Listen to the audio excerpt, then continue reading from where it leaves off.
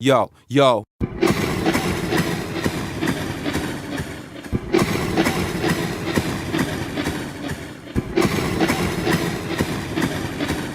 The first week of September 2009 was a bad week for the truth.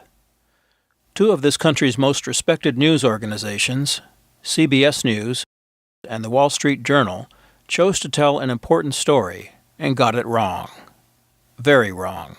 It used to be that major news organizations valued truth. Telling all sides of a story to inform the public is critical to preserving democracy. This is especially true when speaking about conflicts. I am Edward R. Murrow. Legendary newsman for CBS, Edward R. Murrow, said it better than we ever could. Understanding is a continuing process, and it embraces many different aspects of our day-to-day living. It is, at root, a function which involves the flow of information. Another CBS icon also knew the importance that full information played in preserving our liberties.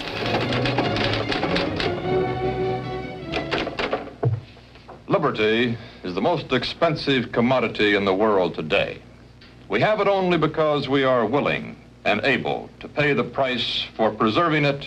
Sadly, it seems the days of Edward R. Murrow and Walter Cronkite bringing the truth to news stories are gone forever.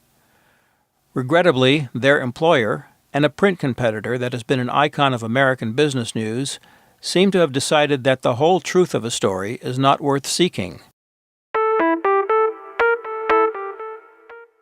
The subject is the California drought. And once again, we are going to offer you the parts of the story that these two venerable news organizations either intentionally chose not to disclose or did not because of carelessness or bias. We start with the Wall Street Journal of September 2nd. Now, to be fair, this was an editorial on the Journal's opinion page, and as such, there is no requirement to factually document claims. And it is perfectly legitimate to express an opinion. But readers of the opinion, unless they are familiar with the facts of the story, have only the Journal's words as so-called facts. They start with this. California has a new endangered species on its hands in the San Joaquin Valley, farmers. Contending that environmental regulations protect a 3-inch-long fish is causing a prime agricultural region to suffer in a drought made worse by federal regulations. Now, it is true that California has had below-average rainfall for 3 years, but farmers, for the most part, have been getting the water that they have contracted for, albeit in a few cases not 100%, but rather 80 or 90%. And that little delta smelt. The Wall Street Journal, big agribusiness, or even you might not care if it's at risk to become extinct. After all, it's just a worthless little thing that is causing big problems for lots of people.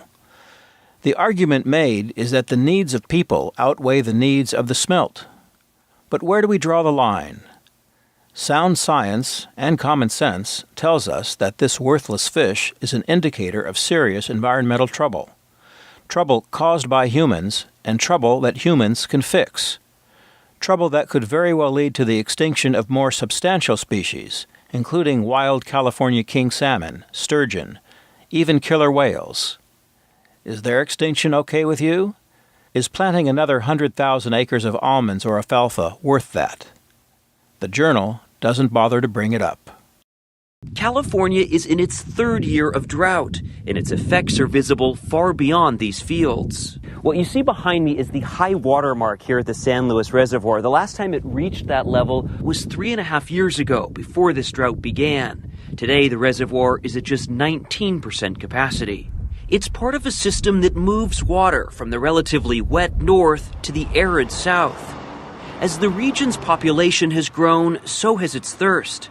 But another species competes for this water too. Regulations to protect the endangered smelt further limit how much water can be pumped into these canals. Again, no mention of salmon or the larger issues that such a little creature raises. The Wall Street Journal says, the state's water emergency is unfolding thanks to the latest mishandling of the Endangered Species Act.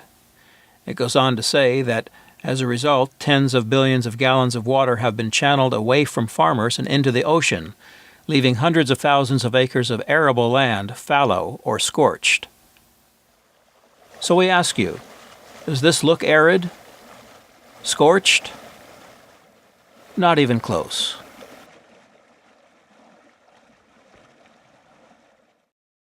Walt Shubin knows Central Valley farming. He's retired now, but spent most of his life farming in the valley. That's part of their game plan, is to idle some land alongside the freeway so people could see it and put up their Dust Bowl signs. But if you drive around this valley, you can't find me hardly any fields that are dried up.